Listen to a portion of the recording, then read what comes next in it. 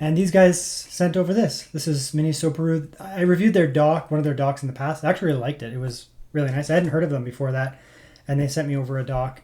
And it turned out to be actually quite good, to be honest. So when they messaged me again and they said, do you want to review a new item? I said yes, because one, I need it.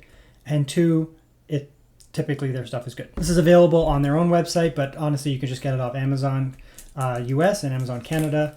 I'll put a link in the description. It's not affiliated link, so just do what you want. So it's a 5-in-1 USB-C hub. It's not going to be one of those big, massive ones that you set up on your desk, and it's gigantic and used for, basically like more of a desktop replacement. This is something you could set up on your desk and use it that way, but you could also take it with you because it's pretty slim as well. Anyways, you can see here it's got the input, 10 gigabit a second, so that's fine. And then you get the outputs. So you're gonna get 3 full speed 3.2, so 10 gigabit. And then you get your HDMI 4K 60. I have a 4K 120 and a 4K 60 over there. We'll test. And it looks like it does power delivery of 100 watts. So this is a MacBook Pro, so it'll take 67, I think. And then I have my Steam Deck as well, which is lower. So let's test it out. Let's open it up and see. Nice and little. So you get your little literature thingy there. You get your USB-C. This is what you hook up to your actual laptop. It'll supply your power and the data. So we'll put that there. And then you're going to want to plug in a USB-C to this to basically supply power to your laptop. So I have a full 140 watt USB-C charger over here, which I'm going to test out with it. Ooh, that's cute. Look at that little thing. Good. Holy, it's heavy. It's got a lot of weight to it. Does not feel cheap by any means. This is solid metal. The whole thing's solid metal. It doesn't have that cheap electronics feel. If you know what I mean, you know what I mean. They just like hollow and feel crappy.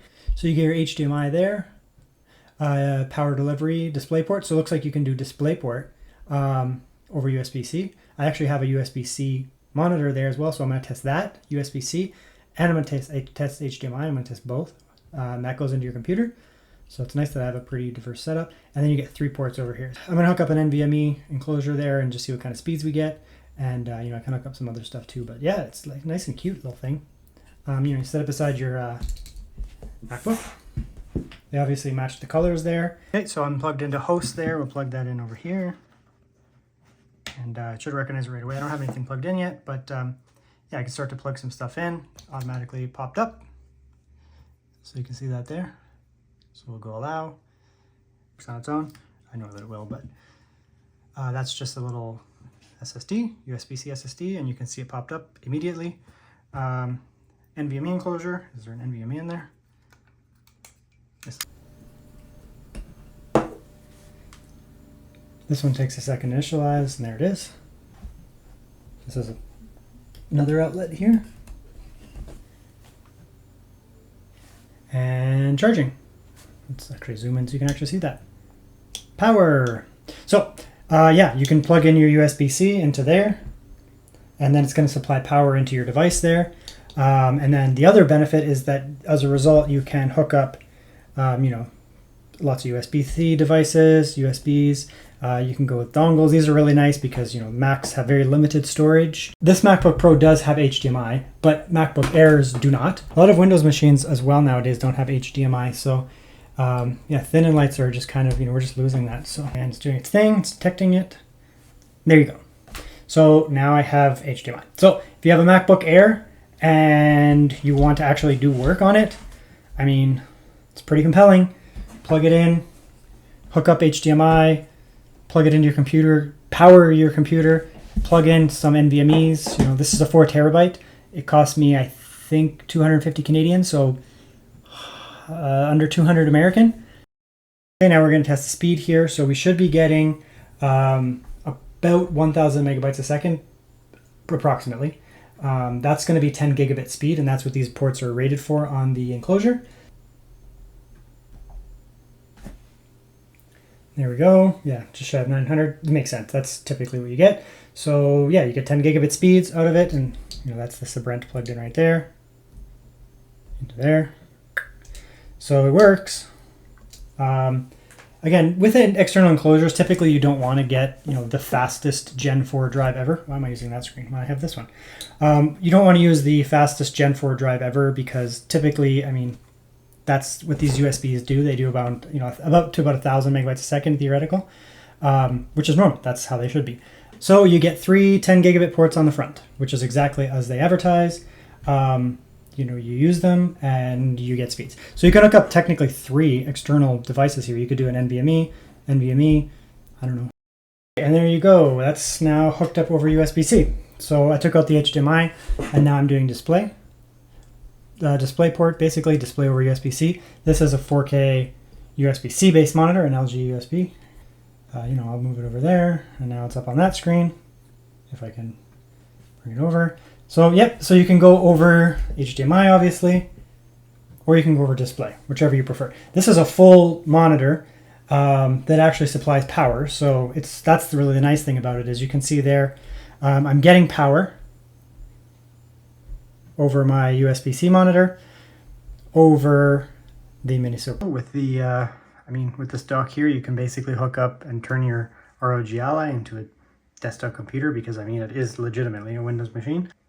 And then I'm getting my display going out, power going in. I can hook up all kinds of stuff. If I have like NVMe drives, you can plug your NVMe drives into this device. And, you take your ROG Ally that has potentially limited storage. You can put in, obviously, an NVMe 2230, but they're super expensive. So why not get yourself a dock like this here and, plug it in here. You can just plug in NVMe docks into your device here, get all your games on here. So then rather than having to load up all your games onto the internal storage, eating up all of your storage, you just load them off of an external device and then, you can sit down and play like that. Some of these games are actually quite suitable for the ROG Ally. So we have The Last of Us here, The Witcher, Horizon Zero Dawn. These games are perfect to play right on the gamepad itself. However, some of these work much better on an external monitor with a point and click. Desperados, Battletech, V-Rising, Civilization, Baldur's Gate, Jagged Alliance, Wasteland. These are point and click isometric games so that you're going to be much happier playing with a mouse and keyboard. So, it's actually a really compelling dock, obviously, for people who have Macs and very limited storage, because MacBooks often have, 1 or 2 USB-C ports. Maybe if you get a Pro, you'll get an extra one. Typically, if you're getting an Air, you don't get any display out whatsoever.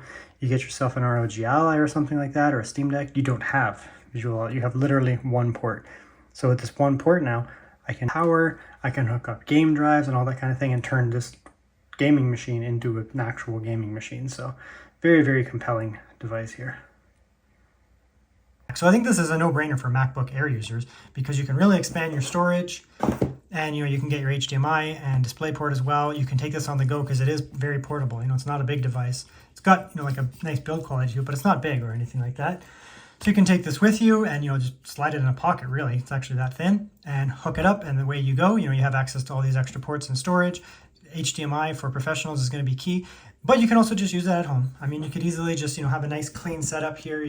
Stick this on wherever you want it to go, and hook up your HDMI to this. Like I guess I'd say permanently. Hook that up permanently. Hook up your host here, like that. This is going to be kind of messy, but like that. And then when you get home, just plug this into your MacBook, and then you have HDMI.